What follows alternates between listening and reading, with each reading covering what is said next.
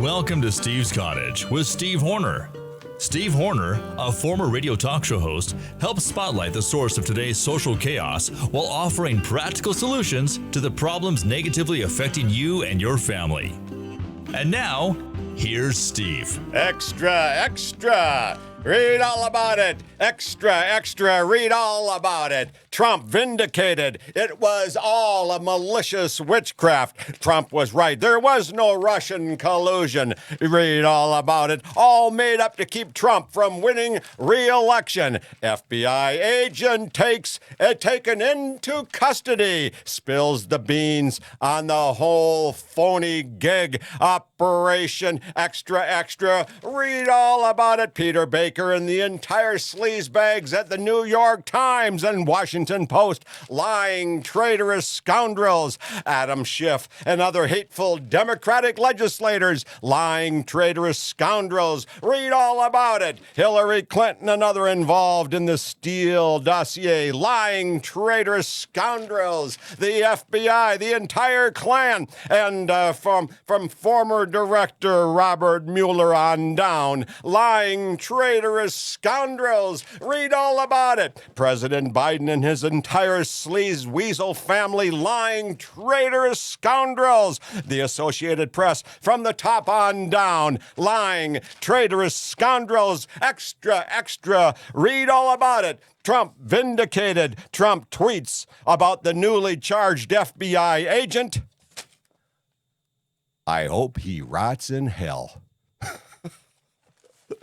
Isn't that something? And it was nowhere to be found in the Las Vegas Review-Journal this morning. Well, that's going to be a story, and it's going to open up big, and Trump's going to say, hey, folks, I was right. They are weasels. And ladies and gentlemen, there is a large contingency to this country that is dangerous, hateful, resentful, and traitorous. So as I said from before, and in my books, this is something that I really want you to know about my books. And by the way, say welcome to the Steve Horner Cottage. I'm Steve Horner, your host. It's so good of you to come to visit. And I've got a great show for you here this afternoon, or this morning, or good evening, or wherever you are, and whatever part of the day you're in on this digital program. So anyhow, as I said, in my single parenting book, and this is all at stevehornerbooks.com, stevehornerbooks.com. As I said in my single parenting book, in my Vietnam book, in my Wagon Wheel Boys of Wagon Wheel Stables, which is about pedophilia, who they are, why they do what they do. Also in my novel. And in my book, my pink one called Cunt, C-U-N-T, Can't Understand Normal Thinking. Women have their periods, but we men, we have our exclamation marks. And then the sequel to Cunt, which is Consequences. They all were written as if I had a crystal ball. I'm not kidding you. I lay out this whole bust of the Steele dossier and Hillary Clinton and the phony FBI and the Associated Press in the last chapter of Consequences. I do the same thing throughout the single parenting book that was initially written in 1995 and updated in about, the first 5-10 years of this latest century. So it's all forecasted accurately, as if I had a crystal ball. But that's what I do before I attack my old I don't know when it was built, 1960 German-made Olympia typewriter. I say, may right and fine all come to mind. And so I think maybe it's the Holy Spirit working with me as I write these programs. But you can support the show by going and spending $9 to buy one of my books at stevehornerbooks.com. And then I'll be happy. I'll feel like I am reaching somebody whose life is influenced positively by some of the good things that I'm championing out here. Well, anyhow, the name of this program is the infamous Paradela Chronicles. And I'm going to tell you later what the translation is of that name, the infamous Paradela Chronicles. And if you want to know specifically, I'll tell you behind closed doors. You just write to me at steve@stevehornerbooks.com and say, yeah, what does that mean, the infamous Paradela Chronicles? It was formerly Cunt Chronicles, but I've changed it, and there's a reason. And I'll tell you if you ask me at steve@stevehornerbooks.com. But what have you been doing? What have you been doing, good visitor? I'm going to tell you what I did. You know, I live in St. George, Utah, in the southwest corner of Utah. And it's a remarkable place because in 6 hours I can get to the coast. In about another 6 or 8 hours, I can get south to Yuma, Texas. Yuma, California. And in another, and then going north, I've got out my front window what looks like a majestic Alps-style mountain, and it is about 8,500 feet above sea level. And now it's all snow-covered, and it does look like an Alps, Switzerland view out my front window. And so the other day I was thinking, you know, we've had a lot of snow up in the high country and cold weather. I said, I think I'll wax up my old wood cross-country skis and take a run up to Pine Mountain and enter it through Pine Village, Pine City, and take a run up through the Ponderosa Pine and toward the reservoir. Totally solitude up there, surrounded by snow-covered mountains, and about a foot of snow, and somebody had traversed the snow before me in their skis, and so I had a nice trail blazed. I mean, folks, it was 50 minutes from my front door to when I placed the skis down. So there's a lot of options around here, and I really love it. And there was a mini storm up there, so that was reminiscent of skiing out there in Minnesota sometime, you know. And a nice little breeze coming in from the west, and snow falling down, and fresh powder. And I didn't want to get out past a half-hour run in case the old body wasn't used to it, and I'd collapse out there, and they wouldn't find me till spring. But that was really fun. Well, let's get away from the fun for a bit and talk about the mass shootings. Horrible. And, of course, the liberals, Kamala Harris is all painting it, saying, we got to stop the guns. We got to stop the guns. Well, thank goodness we've got the Republicans and more common sense people standing up for the Second Amendment. But this time it was, Monterey Park, just down the road from where Sweetie Pie Carol lives on Highway 10, running through east and west, just east of Los Angeles. And these Asians in this Asian park were celebrating the Lunar New Year. And one of their own comes in blazing, kills 10, maybe 12, dozens wounded. And then the next couple of days later, we have another Asian firing on his type, on his culture. And this time it's in Half Moon Bay on the coast, just up the beach from, I can't remember where it is, but it's around. I'm not even going to guess. Maybe around the Santa Barbara area. And so he's a migrant worker, and he's shooting up his people. And then but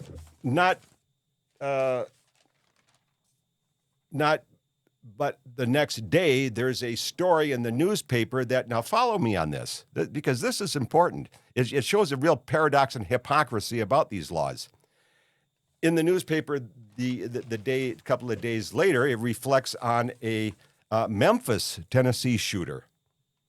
And this guy was shooting up people. And they identified this guy. And of course, once again, he is a person that resisted arrest. And And they stopped him. I guess this is not a shooter, reckless driving, but he ended up being bludgeoned, and they're saying it was a la Rodney King from the 90s. And and here's the irony of the whole thing is that they beat this guy pretty bad, but like I've told you before, is that every one of these black beatings since Watts has always been because of resisting arrest. And my dad told us 6 boys, when a cop stops you, always address him as yes, sir, yes, sir, yes, sir, no, sir. Okay? Always polite. Show your hands.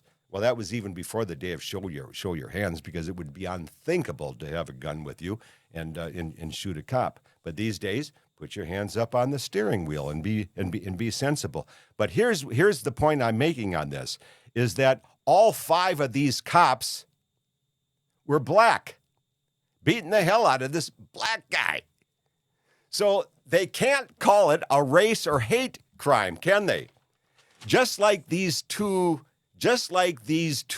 episodes in California, Asian shooting Asian. Whoops.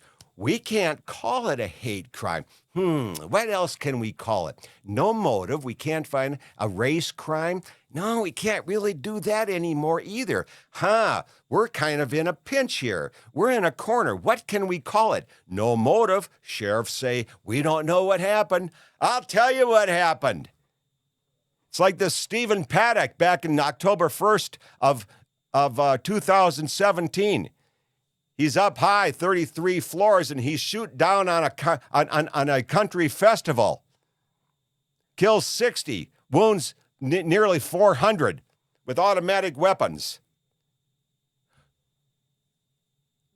Joe Lombardo, who was the sheriff and now the governor of Nevada, keeps claiming, I don't know what happened. No motive. No motive. Let's see, we can't do race. We can't do hate on this one. Well, I don't know. What can it be? These guys are pissed off, ladies and gentlemen. Come on. We've got a real complicated, sicko, hypocritical society, and I'm not being just the right-wing wacko either. Come on, you know it. It's complicated out there. It's twisted. You got cunts in control that make no sense. You've got continuing programs out there that make no sense. Costs are going up. Inflation's through the roof. You've got all sorts of cultures at each other's throat. You've got men and women at each other's throat. You've got thousands of illegals on the border sneaking in because they want Mr. White Guy Gringo to pay handouts. You know, it's a pretty whacked out world. You got a lot of drugs. You got a lot of kids killing themselves. Why do you think they're killing themselves? They're pissed off. They're confused. Let's have mercy on the situation and understand what's going on. It ain't race. Ooh, it's not hate. Oh, what is it? Let's start thinking about some humanity and start praying for guidance and ask ourselves, what have we gotten ourselves into? The infrastructure is so frickin' weird that and complicated that it causes a lot of confusion with a lot of people that aren't quite as maybe well-footed as you and me. But you know, that's only a step away, isn't it? It is. Trust me. So anyhow. And so then the conversation continues. Oh, it's got to be guns. That's right, Kamala. It's got to be guns. That's right, Miss Cunt. It's got to be guns. Oh, yeah, it's not behavior. We don't want to do that. And then now these days, whenever we see the cunts on TV, maybe we'll break from one of these football programs, you see, these playoff programs.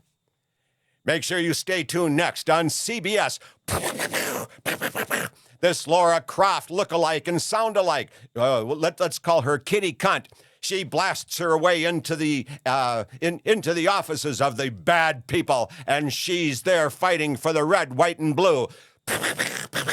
She's grabbing guns, punching people, doing all sorts of things that computer generation allows her to do because these cunts ain't capable of doing shit in the real life. So she's out there going, oh boy, this is really great. She's a tough one because these are the types of girls, women that we want our young girls to emulate, especially when they're home alone. The sicko single parent mom ain't present. The sicko single parent mom's sicko boyfriend, he's gone. And so little Janie is sitting there at 8 years old, and she's watching the Laura Croft wannabe blasting up the world, punching out bad guys, and she's saying, what is she saying? Tell me.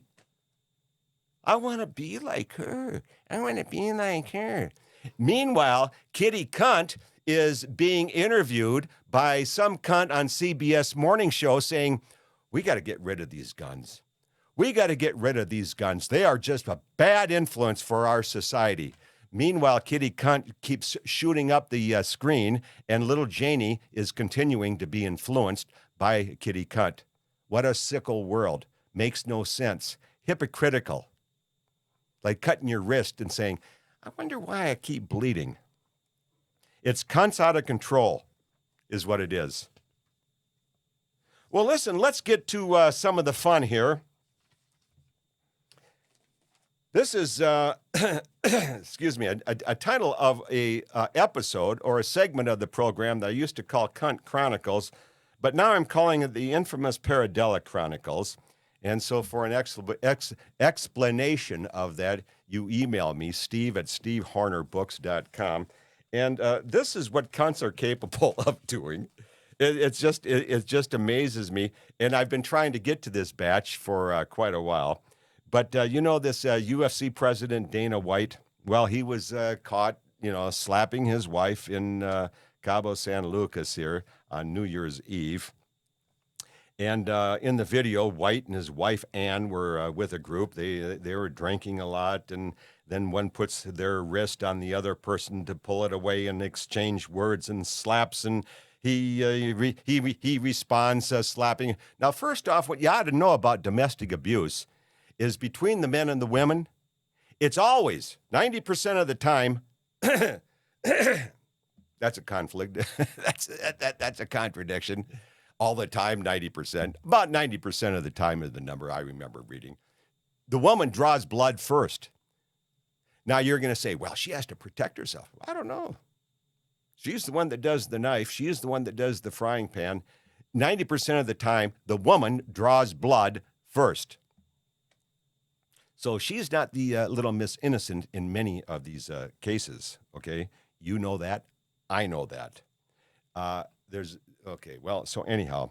So she's saying to the press, Dana and I have been married for almost 30 years, she says, and to say this is out of character for him is an understatement. So now she wants to keep her drawers on and her lifestyle by saying, by walking this back, to saying, Dana really didn't mean to do this. This was really out of control, you see.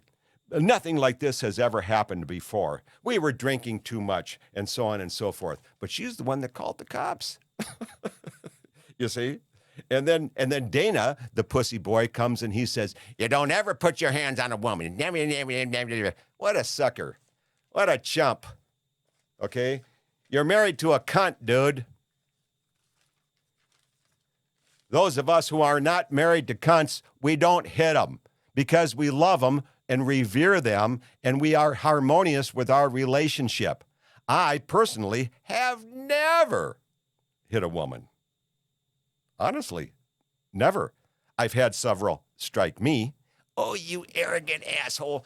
Bam. Fine. I'm not going to strike him back. Might kill him. Might hurt him. I don't have it in me to strike a woman.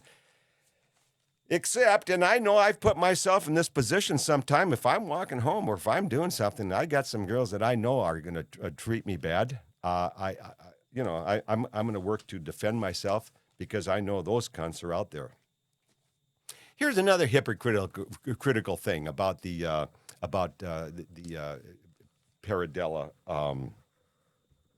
Chronicles.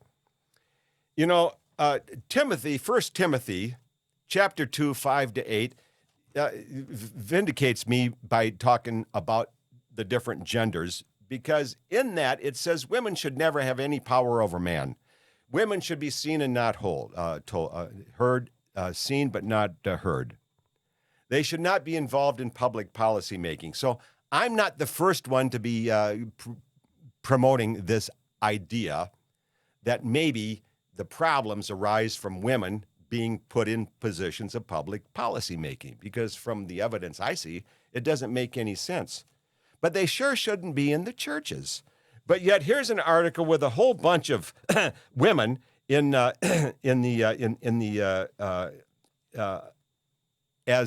charge of their particular churches. Here's a Catholic parish, Reverend Alex well, let's see, that's wrong here. That's a guy there. That's a guy. He says all Catholics should focus on common good. Well, the Catholics, I've really gotten bitter with them. Okay, the Catholic. I had a run-in with my local priest here yesterday. His name is Bitterman. I say, you are a bitter man. He's getting down on me for some of my politics, and I told him I have nothing to do with him. You will never, ever, ever have the satisfaction of me listening to one of your homilies. He is pro-abortion, pro-gay, pro-alphabet people. He's all part of the Pope Francis socialism from the Pope on down, and I hope it changes quick. But here we got a Reverend Peggy Clark. She's a Unitarian minister, and of course, she's out promoting the idea that we need to reject impulses toward division. So in other words, embrace the alphabet people, which is something I started. I initiated that LGBTQWXYZ. I was the first to say that, because when I told it to anybody, they'd laugh. And then they started using it. And then somebody along the line now has come up with something even better, the alphabet people. What a bunch of queers. Well, so anyhow, and I don't say that in a fashion to insult you. I'm just saying, I hope you find your way back to normalcy. But this woman minister is talking about embracing all of the craziness, the illegals and the drugs and the alphabet people. Here's another one, Jackie Lewis of Middle College Collegiate Church. She's saying the same thing. Jesus was political. Get involved. Stay in touch with the alphabet people and with the drugs and the broken families, and support them, and so on and so forth. And here's another one, Reverend Ingrid Rasmussen, Holy Trinity Lutheran Church in Minneapolis. She evokes the same partisan division conversations. We need the communion of saints to fill in the spaces of our disbelief and doubt, to weave a fragmented people together. How do you do that? Well, you embrace everybody. You see, you solidify the humanity by saying everything you're doing is right and just. So you can be immoral. You can be you can be an alphabet person. You can be an illegal. You can leech off of everybody and still be normal. And God loves you, and we want you as part of the program. Here's another one. This was just in the paper here the other day. This woman is filing suit claiming she was raped by Mike Tyson back in 1990s. This woman, it said here that her name is Mary Helen Strychnine. Does that sound toxic? She's coming out and saying that Mike raped her. Would anybody come out of the 90s and say Steve Horner raped her? No. Why? Steve doesn't have the bread.